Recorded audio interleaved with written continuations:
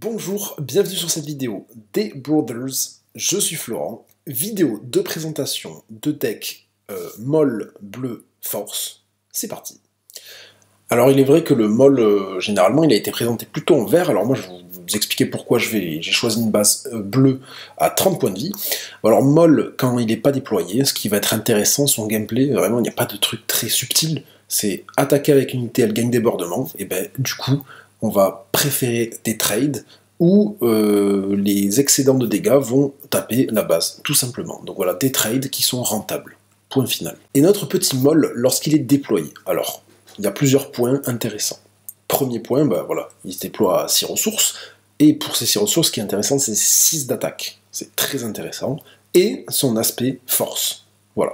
Après lui, il a débordement évidemment, mais cet aspect force, voilà, je vous montre la decklist avec tous les éléments qui n'ont rien à voir avec force, qui sont floutés, donc vous voyez qu'il y a quand même une grosse majorité de cartes qui dépendent, qui ont un attrait avec force, donc on a des avantages, voilà, des événements, aussi des améliorations et des unités qui font proc des choses en fonction de si on a force ou pas force. Alors, les événements et améliorations en relation avec la force. Alors on va commencer tout de suite avec Éclair de Force et je vous explique pourquoi je le mets en 3 exemplaires ici. Alors, moi ce que j'aime avec cette carte, c'est vraiment le potentiel. Pour une ressource déjà, l'unité perd ses capacités. Je remarque qu'en ce moment, il y a beaucoup d'unités qui sont jouées avec triple assaut ténèbres ou attaque furtive qui arrivent redressées, et qui, de toute façon, elles vont quitter le jeu, elles vont faire l'effet une fois éliminées. Donc là, pour une ressource, voilà, on a une unité force en plus, on fait perdre la capacité à cette unité à 6 ressources, qui, une fois éliminée, inflige 2 dégâts à la base, 2 dégâts à une unité. Donc déjà, quand elle sera éliminée, elle ne fera pas cet effet.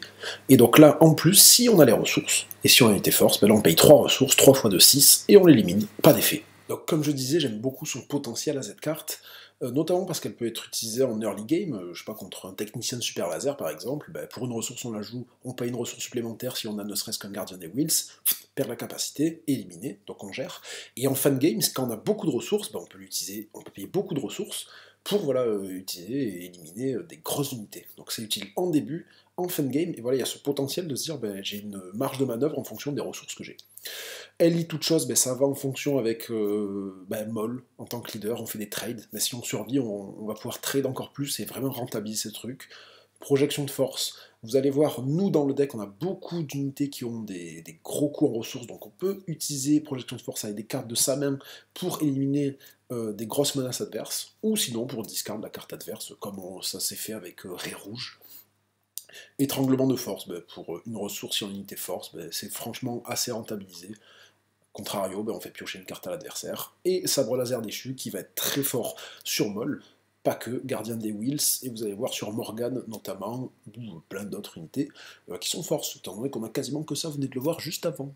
À présent, nos unités force, sauf une que je présenterai juste après, mais voici le nombre d'exemplaires aussi qui correspond. Alors, je vais pas m'attarder sur chaque carte spécifiquement. Kylo Ren, je trouve qu'il a largement sa place, parce que je pense qu'il peut être discuté. Qui a dit Moody en 3 exemplaires? Eh ben je l'avais pas mis en 3 exemplaires, mais au fur et à mesure que je le jouais, je me disais, mais il le faut en 3 exemplaires, vraiment. Quand on le sort au bon moment et qu'il y a la coordination qui proc, ça permet vraiment de bloquer l'adversaire. Le seul qui serait contesté un petit peu, c'est Savage Opress, qui jusqu'à présent, j'ai jamais réussi à le rentabiliser vraiment. Mais bon, le reste, ça fonctionne très très bien. Et l'autre carte, Force, qui vraiment, je l'avais mise en un exemplaire. Et à chaque fois que je l'ai joué, je me suis dit, il la faut en 2. Et puis elle me manquait, donc je l'ai mise en 3. Et en fait, incontestablement, je me suis même basé sur certaines mécaniques autour d'elle. Déjà, pour 4 ressources, 3-6, c'est très puissant. Et récupération 1, pas piquer des hannetons, franchement, ça fait le taf. C'est pas grand chose, mais c'est sympa.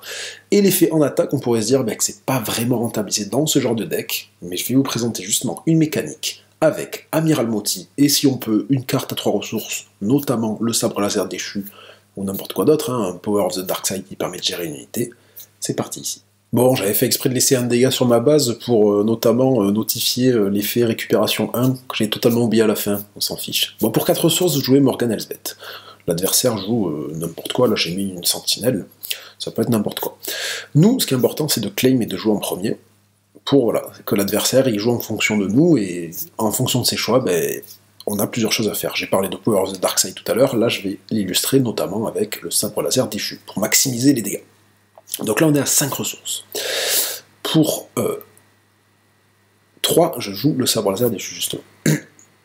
Là, grosse quantité de points de vie, gros dégâts, un effet puisqu'elle est force de Morgan Elsbeth, et là il nous reste 2 ressources. C'est pour ça que je parlais d'une carte à 3 ressources, parce qu'à 2 ressources, en complément, il y a l'Amiral Moti. Alors ça se combine totalement avec le pouvoir de Morgan, parce que Morgan, j'attaque, en attaque, je tue l'Amiral Moti, ça me permet de piocher une carte. Là, normalement, je devrais faire l'effet de récupération, hein, on s'en fiche.